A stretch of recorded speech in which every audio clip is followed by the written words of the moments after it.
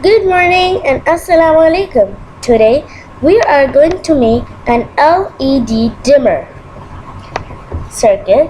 So now we will need an LED light, a resistor, a potentiometer, and a coin cell.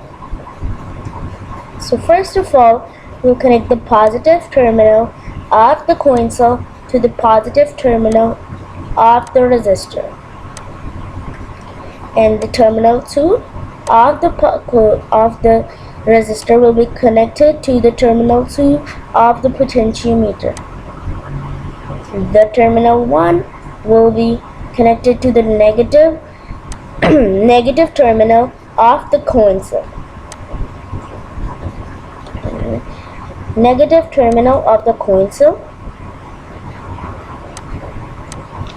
and the wiper pin of the potentiometer will be connected to the anode of the LED light, and the cathode will be connected to the negative terminal of the coin cell. So let's start our symbol. As you can see, the bulb is not lighting up. That's because the potentiometer is keeping it down. So we do it like this, and as you can see, the bulb has been lighted up. This was our project. This work is being done on Tinkercad. So we'll color this one bars are black. This one is also black. This is green.